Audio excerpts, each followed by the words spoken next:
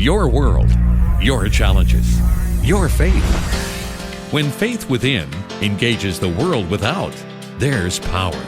It's living life from the inside out.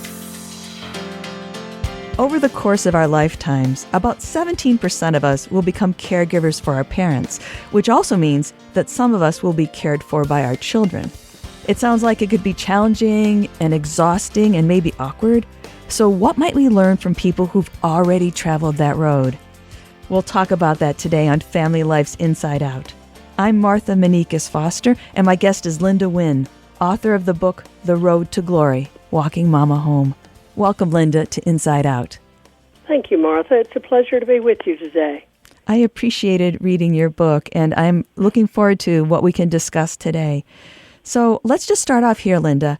What part of caring for an aging parent do you think would surprise most people who have never provided that kind of care? Well, I think they would be surprised to know that they're in the majority. The biggest surprise to me was the disconnect between the world's view of caregiving and God's view. From the world's view, many people, even the healthcare professionals, told me, Linda, you don't have to visit your mom every day. They even said, nobody does that. But they do. And I think people might be surprised to know that the mandate to care for our aging parents came from God. He expects us to take care of our aging parents and our grandparents as well. Because they took care of us at the beginning of our lives when we couldn't take care of ourselves. They might also be surprised to know how seriously God considers our taking care of our parents as they age. 1 Timothy 5:8 says, anyone who does not provide for their relatives, and especially for their own household, has denied the faith and is worse than an unbeliever. However, that may be more of a shock than a surprise. But for me personally, it might surprise people to know that caregiving provided me with a season of tremendous spiritual growth, doing what God led me to do and setting myself aside for the benefit of my mother. There's a selflessness that comes along with this, isn't there? Absolutely. Absolutely. Yeah. I think caregiving is a calling. Well, what if people say, I didn't get that calling? Well, some people don't get that calling, but we're all mandated to care. Right. No, you're right. To put others first, to be selfless, as you said. When I had the experience that my husband and I had in elder care, one of the things a friend of mine who's a healthcare professional said is that, Martha, you can look at all the ratios on how much staff per every client in the nursing home or in the assisted living facility, but the fact is that you change that dynamic when you visit every day. Absolutely. Absolutely. Being an intercessor is required if you want quality care for your parents. Which also then shows how sad it is for those people who don't get any visitors anytime. Absolutely. And that's why it's important to reach out to those as you're on your way to visit your own parents in the facility, wherever they are. It's so sad to see the number of people that have no visitors ever. Yeah. But their adult children will be held responsible for everything that they did not do. I think God calls them sins of omission. Right. I think one of the awkward things that we should talk about right here is that elder care, it flips the relationship, right? The child takes on some of the parental role. So how can adult children continue to show honor for their parents and that the fact that they have agency, your parent is a separate individual, a person that you've honored, the person who had authority over you for quite a while in your life. How can you show honor to your parents while now making decisions for your parents? Well, we honor our parents by being vigilant intercessors for them, just like they did for us when we were growing up. Plus, as much as our parents are able, they should be included in the decision-making process. When someone talked over or around my mother, she would blurt out, I may be blind, but I'm not stupid. I appreciated that every time you put that in the book. It's like, I know. Spunky. So we honor our parents by directing conversation away from ourselves and to them, unless, however, they want us to respond. Many older people are still fiercely independent and want to make their own decisions, but if they're not able to make their own decisions, we can still ask them what they want and then apply the golden rule. Do unto others as you would have them do unto you. Mm-hmm. Right. There was a time early on where you made a decision, you and your sisters made a decision that was contrary to what your mother wanted. And that's a position many of us will be in, and that is to say, it is time that you moved. The best way to take care of you, for you to be cared for, is for you to move from your home. So there are times when you overrule your parent, right? Yes. That's necessary to overrule. When you have reached the end of your rope and the situation that they're in can no longer continue, for whatever reason, it's time to make a change. Mm-hmm. Right. And you have to stick to your guns and deal with the anger that follows it. Right. Because they are not happy campers when their wishes are not continued. Mm-hmm. I try to keep putting myself in the situation of having one of my children come to me and say, this is what needs to happen, and we're doing it, and feeling, okay, I understand the resistance because I would resist it, because I feel like I'm still capable, even though my children in this hypothetical situation are saying, but you no longer are, and you're not in a position to judge it. I think God prepares us for that, though. Okay. I think if it's time for a change, I think God will work in us to conform us to His will for us, because He only wants the best for us.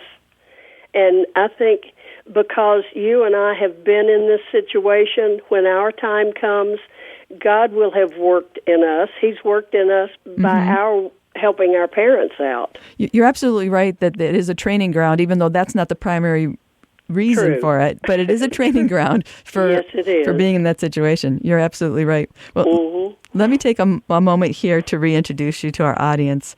I'm Martha Manikas Foster, and you're listening to Family Life's Inside Out. My guest today is Linda Winn, author of the book The Road to Glory, Walking Mama Home. Linda, what would you say is the most challenging part of caring for an aging parent and negotiating the elder care system? And very importantly, how did you see that following Jesus made a difference in how you walk that path? The main challenge I faced was dealing with the fact that we live in a fallen world and having to meet head-on the trouble Jesus promised we would have. He said, in this world you will have trouble. That was a promise. And that trouble came in the form of bad people doing bad things and good people having a bad day. But because Jesus is the way, He's the only one who can lead us through the maze of elder care with grace. He showed me how to set myself aside for the benefit of my mother, to put her needs before my own, and how to smooth the path before us. Without Him, we would have been lost. You certainly document a number of times when you needed to stand your ground and step forward maybe into the face of someone to say, no, this is how things need to be, or no, this is the attention you need to give to my mother. So it's not about pleasing people sometimes. It's about making your parents' needs known. Yes, and I mean, when the responsibility of their care is up to you, you have to stand your ground. You have to do what's best for them. We're going to need an intercessor when it's our turn, someone who will speak in our behalf and stand up for us. I have seen so many of my friends, I mean, even recently, because a particular friend, she was diagnosed with 3 valves in her heart that were faulty. And while they had her under, they should have repaired them, but they didn't. They put her surgery off for 4 weeks, and if they'd been my spouse, I would have been beating doors down to get her in there quicker. But she died. She died before she had that surgery because nobody stood up. And that's what we have to do.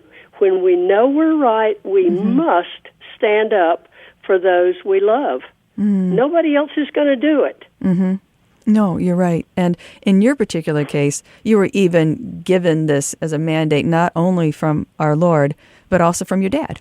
I mean, he asked, but he asked that you take care of your mother. So if you had at any point doubted that that was your gift and role at that point, your calling, you heard it in words, right? I did. Yeah, right. From my earthly father and my heavenly father. They were in agreement, and, you can't fight that. You cannot fight that. Oh. And so my sole purpose was to make sure that whatever happened, I was going to keep my mother safe. You hear all the horror stories, but my sole purpose was to keep her safe as we wandered into this wilderness together. Right. So with all of your experience, and I mean, you wrote a book to help the rest of us, but with all of your experience, what conversations would you encourage families to have right now before a parent in the family might need care? Well, where they want to live when they can no longer take care of themselves needs to be discussed. That discussion will lead to what finances are available, of course. Of course, yeah. But initially, many parents want to stay in their own home. That's what Mama wanted. But when they can no longer take care of themselves, they would rather go to a nursing home than to be a burden on their children. I've talked to many of my neighbors about that, and they all say the same thing. I don't want to be a burden on my children. Send me to a nursing home. I'll be fine. But legally speaking, you might want to get your parents' thoughts about a living will, which is a legal document that clearly and explicitly states their wishes regarding medical treatments and decisions. Then get their ideas about a power of attorney that grants authority to someone they trust to act on their behalf when they're no longer able. That gets into some pretty serious issues, but those two legal documents are extremely helpful. Right. And talk about this when everybody is of sound mind, because that, especially that last one, can be very scary when people may be a bit altered in their thinking and can be suspicious about giving up any of those rights, which again it's a very serious conversation at any point that you have it. But when your parent still knows who you really are and how you have their best in mind, because that's a big ask to ask them to sign that power of attorney. Yeah, it is, but being of sound mind, if you really are of sound mind, you understand the need for that. Yes, you're absolutely right. You're absolutely right. Yes, you are. So I have another question, and that would be for those people who right now are taking care of their parent, and we can imagine some of the feelings they have, and if they're not having that feeling right now, this moment, they might have had it yesterday or they will tomorrow, of being incredibly exhausted, of feeling maybe unappreciated, of feeling like, oh, I wish there was more help for me, as I do this. What words of encouragement would you give them as they listen to someone who's been down that road? The biggest help and the most comfort that you could have is knowing that Jesus is walking this path with you. He's leading you down the safest way for you to go. He's comforting you and walking beside you and holding your hand every step of the way. And he's even your rear guard. He protects you from every single direction that you can be protected. And he indwells you to keep you calm in the face of all the trials and tribulations that you're going to face. And it's his promise. I am with you always. And if you have Jesus, you really don't need anybody else. Well, what wonderful words to end on. Thank you so much for joining me on Inside Out today, Linda. Thank you, Martha. If any of your listeners have questions, they can contact me through my website, lindawinn.com, and they'll also find a link to the book on Amazon. Wonderful. You've been listening to Family Life's Inside Out, and my guest has been Linda Winn. To learn more about Linda and her books, just like she just said, you can log on to lindawinn.com. That's LINDAWINN.com. WINN.com. I'm Martha Manikas Foster with this edition of Inside Out on Family Life.